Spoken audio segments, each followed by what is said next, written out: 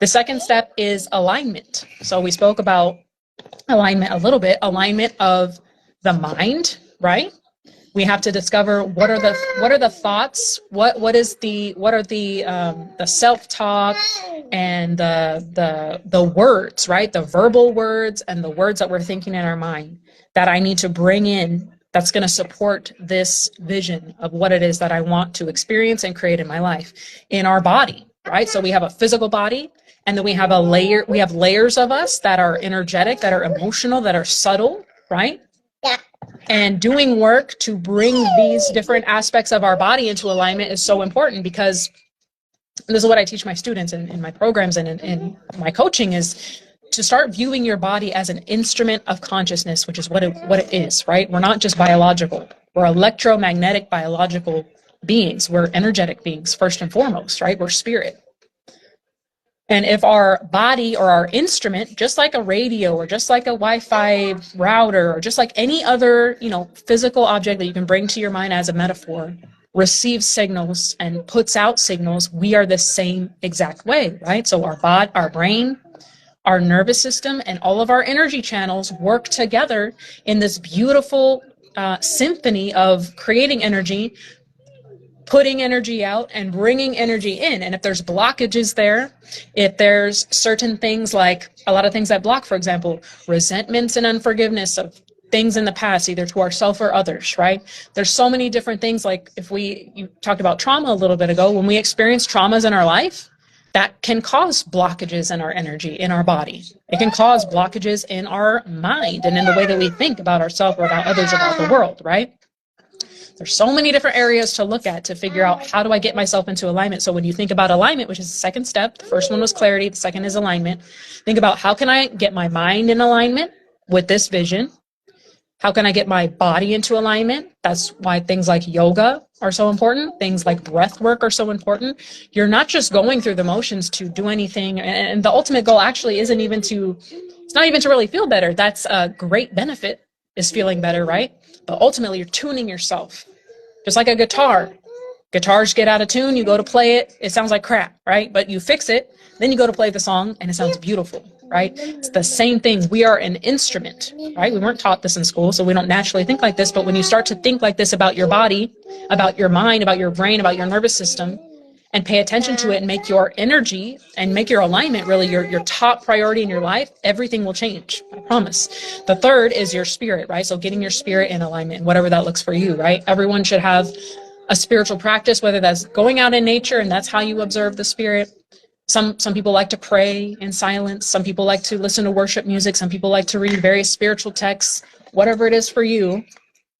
So it's mind, body, and spirit, right? And then under the spirit category, the most important thing that you could probably do to get yourself into an aligned place is meditation, right? What's meditation? Meditation, the word meditation means to become familiar with. And what are you becoming familiar with? You're becoming familiar with yourself. You're becoming familiar with the source or the divine or God or whatever personal label you believe in.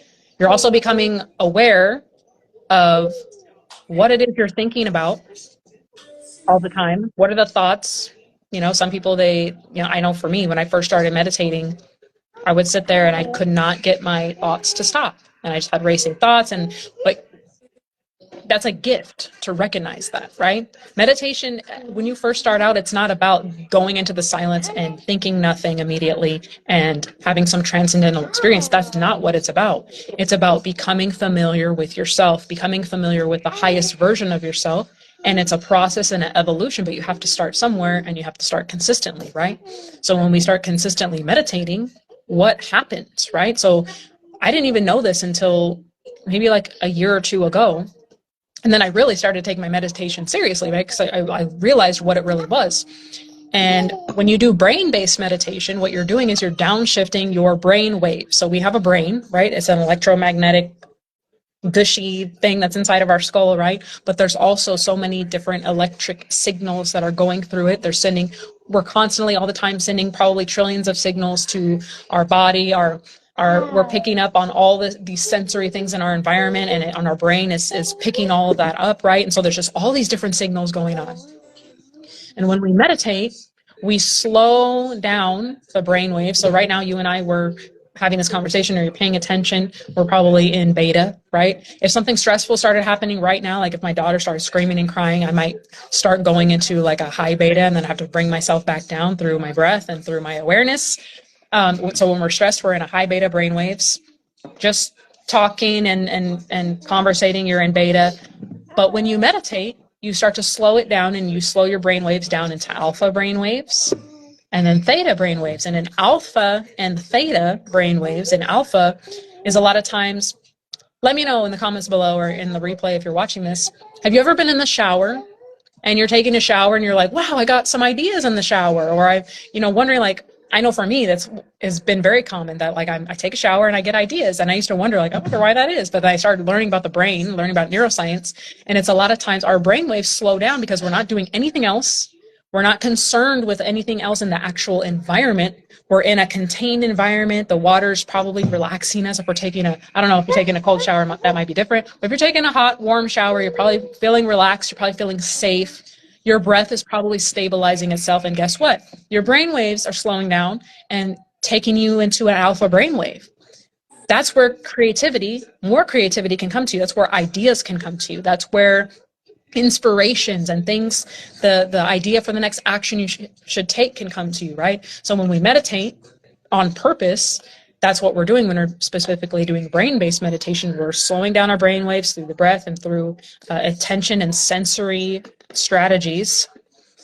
And in theta is basically the brain wave that gives us access to the subconscious mind, which is you can view it as the operating system of yourself, right? The operating system of where your beliefs are, where your limiting beliefs are, right? Where your automated programs of how you do things and how you react to things and respond to things. And, if you have addictions that you're struggling with, that program is there. Every program that we have because we're highly automated beings, if you haven't realized, everything we do is pretty much automated throughout the day, and including our responses to life, including the way that we react to our external environment, right? And so when we meditate, we get ourselves into this intentional space. And over time, when you're consistent with it, you can start implanting new ideas. You can start implanting new beliefs, new affirmations of what you want to experience, the changes that you want to experience in life, the changes you want to experience in your body, right?